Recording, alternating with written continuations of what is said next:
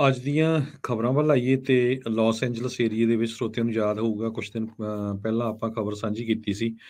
ਭਾਰਤੀ ਮੂਲ ਦਾ ਡਾਕਟਰ ਪਟੇਲ ਜੋ ਕਿ ਟੈਸਲਾ ਕਾਰ ਦੇ ਵਿੱਚ ਆਪਣੀ ਵਾਈਫ ਤੇ 2 ਬੱਚਿਆਂ ਨੂੰ हुँ, ਹਾਈਵੇ 1 ਦੇ ਉੱਤੇ ਲੈ ਕੇ ਆ ਰਿਹਾ ਸੀ ਤੇ ਉਸਨੇ ਨੋਇੰਗਲੀ ਇੱਕ ਕਲਿਫ ਜਿਹੜੀ ਘਾਟੇ ਦੇ ਆ ਵਿੱਚ। ਪਹਾੜੀ ਦੀ ਚੋਟੀ ਆ, ਉੱਥੋਂ ਕਾਰ ਸਿੱਟ ਦਿੱਤੀ ਤੇ 250 ਫੁੱਟ ਥੱਲੇ 200 ਫੁੱਟ ਡੂੰਘੀ ਗਈ ਸੀ।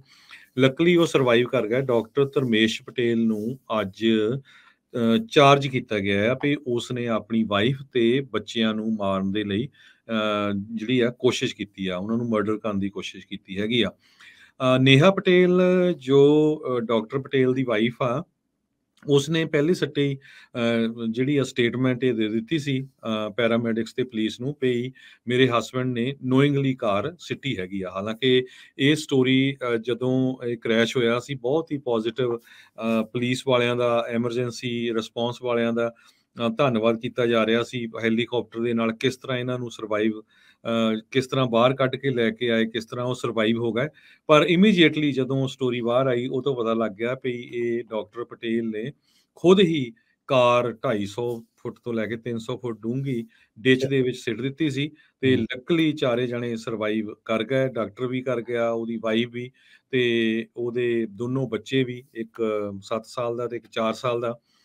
ਜੋ ਪ੍ਰੋਵੀਡੈਂਸ ਹੋਲੀ ਕ੍ਰਾਸ ਮੈਡੀਕਲ ਸੈਂਟਰ ਹੈਗਾ ਮਿਸ਼ਨ ਹਿਲਸ ਦੇ ਵਿੱਚ, ਜਿੱਥੇ ਡਾਕਟਰ ਐਜ਼ ਏ ਰੇਡੀਓਲੋਜਿਸਟ ਕੰਮ ਕਰਦਾ। ਬੜੇ ਲੋਕ ਹੈਰਾਨ ਆ ਉਹਦੀ ਨੇਬਰਹੁੱਡ 'ਚ ਵੀ ਇੱਦਾਂ ਸੋਚਿਆ ਨਹੀਂ ਸੀ ਵੀ ਇਹ ਬੰਦਾ ਇਹ ਕੰਮ ਕਰ ਸਕਦਾ ਹੈ। ਸੋ ਹੁਣ ਇਹਨੂੰ ਜੇਲ੍ਹ ਦੇ ਵਿੱਚ ਜਿਹੜਾ ਹਰਜੋਤ ਸਿੰਘ ਜੀ ਭੇਜ ਦਿੱਤਾ ਗਿਆ ਹੈਗਾ ਆ।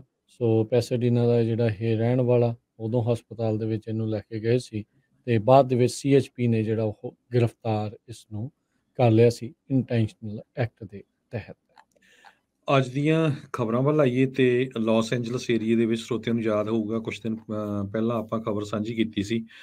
ਭਾਰਤੀ ਮੂਲ ਦਾ ਡਾਕਟਰ ਪਟੇਲ ਜੋ ਕਿ ਟੈਸਲਾ ਕਾਰ ਦੇ ਵਿੱਚ ਆਪਣੀ ਵਾਈਫ ਤੇ 2 ਬੱਚਿਆਂ ਨੂੰ हुँ, ਹਾਈਵੇ 1 ਦੇ ਉੱਤੇ ਲੈ ਕੇ ਆ ਰਿਹਾ ਸੀ ਤੇ ਉਸਨੇ ਨੋਇੰਗਲੀ ਇੱਕ ਕਲਿਫ ਜਿਹੜੀ ਘਾਟੇ ਦੇ ਆ ਵਿੱਚ। ਪਹਾੜੀ ਦੀ ਚੋਟੀ ਆ, ਉੱਥੋਂ ਕਾਰ ਸਿੱਟ ਦਿੱਤੀ ਤੇ 250 ਫੁੱਟ ਥੱਲੇ 200 ਫੁੱਟ ਡੂੰਘੀ ਗਈ ਸੀ। ਲੱਕਲੀ ਉਹ ਸਰਵਾਈਵ ਕਰ ਗਿਆ। ਡਾਕਟਰ ਧਰਮੇਸ਼ ਪਟੇਲ ਨੂੰ ਅੱਜ ਚਾਰਜ ਕੀਤਾ ਗਿਆ ਆ ਵੀ ਉਸਨੇ ਆਪਣੀ ਵਾਈਫ ਤੇ ਬੱਚਿਆਂ ਨੂੰ ਮਾਰਨ ਦੇ ਲਈ ਜਿਹੜੀ ਆ ਕੋਸ਼ਿਸ਼ ਕੀਤੀ ਆ, ਉਹਨਾਂ ਨੂੰ ਮਰਡਰ ਕਰਨ ਦੀ ਕੋਸ਼ਿਸ਼ ਕੀਤੀ ਹੈਗੀ ਆ। ਨੇਹਾ ਪਟੇਲ ਜੋ ਡਾਕਟਰ ਪਟੇਲ ਦੀ ਵਾਈਫ ਆ, ਉਸਨੇ ਪਹਿਲੇ ਸੱਟੇ ਹੀ ਜਿਹੜੀ ਆ ਸਟੇਟਮੈਂਟ ਇਹ ਦੇ ਦਿੱਤੀ ਸੀ ਪੈਰਾਮੈਡਿਕਸ ਤੇ ਪੁਲਿਸ ਨੂੰ ਵੀ ਮੇਰੇ ਹਸਬੈਂਡ ਨੇ ਨੋਇੰਗਲੀ ਕਾਰ ਸਿੱਟੀ ਹੈਗੀ ਆ। ਹਾਲਾਂਕਿ ਇਹ ਸਟੋਰੀ ਜਦੋਂ ਇਹ ਕ੍ਰੈਸ਼ ਹੋਇਆ ਸੀ ਬਹੁਤ ਹੀ ਪੋਜ਼ਿਟਿਵ ਪੁਲਿਸ ਵਾਲਿਆਂ ਦਾ, ਐਮਰਜੈਂਸੀ ਰਿਸਪੌਂਸ ਵਾਲਿਆਂ ਦਾ ਧੰਨਵਾਦ ਕੀਤਾ ਜਾ ਰਿਹਾ ਸੀ। ਹੈਲੀਕਾਪਟਰ ਦੇ ਨਾਲ ਕਿਸ ਤਰ੍ਹਾਂ ਇਹਨਾਂ ਨੂੰ ਸਰਵਾਈਵ ਕਿਸ ਤਰ੍ਹਾਂ ਬਾਹਰ ਕੱਢ ਕੇ ਲੈ ਕੇ ਆਏ, ਕਿਸ ਤਰ੍ਹਾਂ ਉਹ ਸਰਵਾਈਵ ਹੋ ਗਏ। ਪਰ ਇਮੀਡੀਏਟਲੀ ਜਦੋਂ ਸਟੋਰੀ ਬਾਹਰ ਆਈ ਉਹ ਤੋਂ ਪਤਾ ਲੱਗ ਗਿਆ ਵੀ ਇਹ ਡਾਕਟਰ ਪਟੇਲ ਨੇ ਖੁਦ ਹੀ ਕਾਰ 250 ਫੁੱਟ ਤੋਂ ਲੈ ਕੇ 300 ਫੁੱਟ ਡੂੰਘੀ ਡਿੱਚ ਦੇ ਵਿੱਚ ਸਿੱਟ ਦਿੱਤੀ ਸੀ ਤੇ हुँ, ਲੱਕਲੀ ਚਾਰੇ ਜਣੇ ਸਰਵਾਈਵ ਕਰ ਗਏ। ਡਾਕਟਰ ਵੀ ਕਰ ਗਿਆ, ਉਹਦੀ ਵਾਈਫ ਵੀ ਤੇ ਉਹਦੇ ਦੋਨੋਂ ਬੱਚੇ ਵੀ, ਇੱਕ 7 ਸਾਲ ਦਾ ਤੇ ਇੱਕ 4 ਸਾਲ ਦਾ।